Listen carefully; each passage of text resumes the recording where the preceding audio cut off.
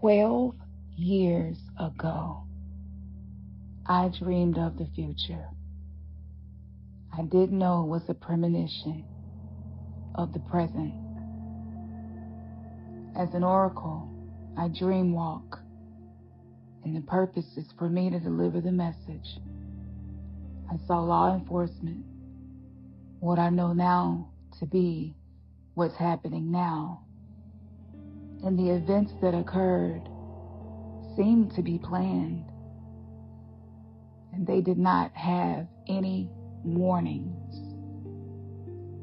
I saw dead trees, toxic skies, and rampant pollution, and 12 years ago, I had never seen a dead evergreen tree. Now it's something I see all the time. The collapse of oil and gas.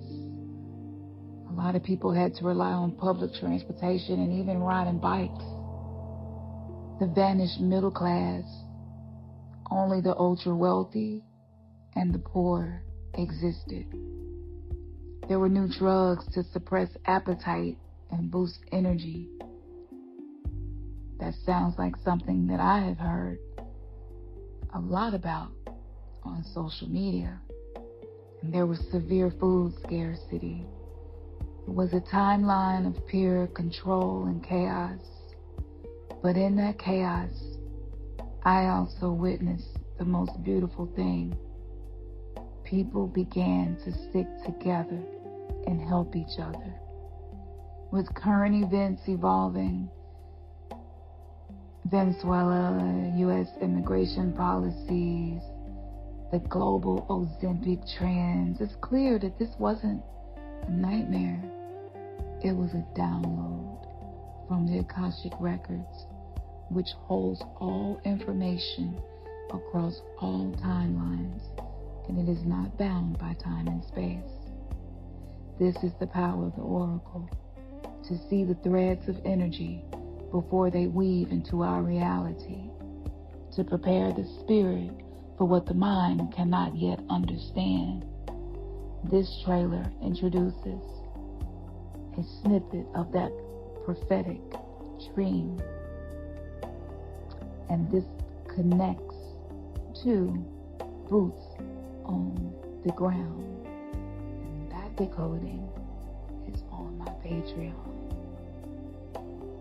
I was shown the fracture so that we could remember how to become the glue to anchor the new going back to the old days and how things worked then.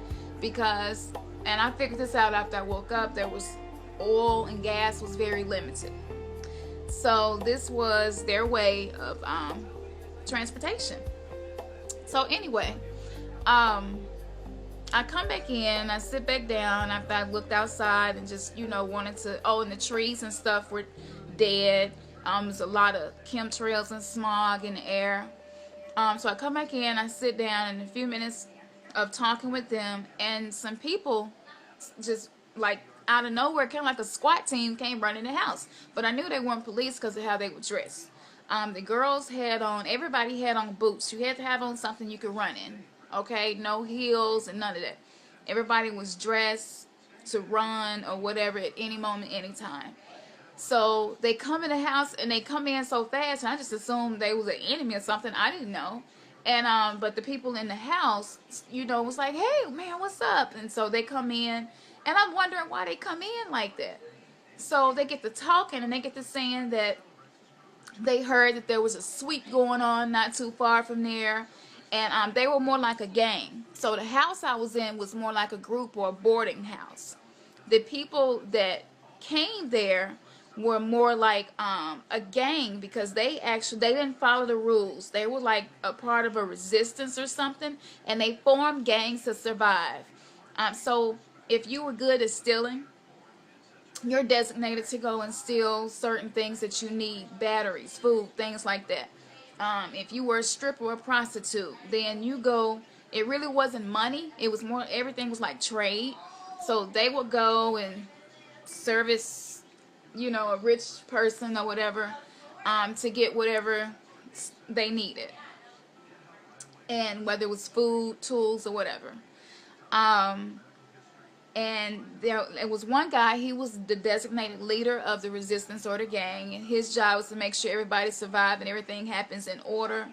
And there was a guy who's he cooked all the food, like, you know, that they brought back. Food was very limited. So I'm sitting and talking, and I'm just tripping off the stuff they telling me, and I'm noticing they all seem wired. So I'm like, you know, what are you all taking? And they say to me, they show it to me, and it's this pill with this long name and numbers. But in this vision, it was for a different reason. She told me that this drug wasn't a downer, but it still created a euphoric feeling where you could kind of escape the reality of the world that you were now living in. Okay?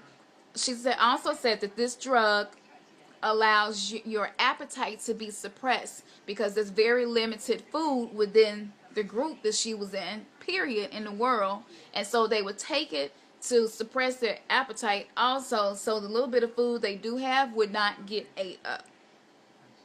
And she also said that the drug makes you more alert.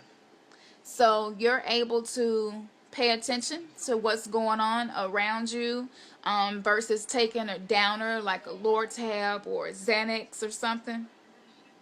And she said that the rich people, quote unquote the elites, they still took downers and things like that because they didn't have to be constantly watching out and alert and what's going on around them. So they still took those, but the poor people didn't. There was no middle class. It was just poor, rich, low class, elite, in power, no power. And so, okay, we're sitting there talking. She's explaining that to me. It makes you sweat a lot. And the easiest way to control people is to take away something that they need to function. So yeah, so that came to me when I woke up and I began analyzing the dream.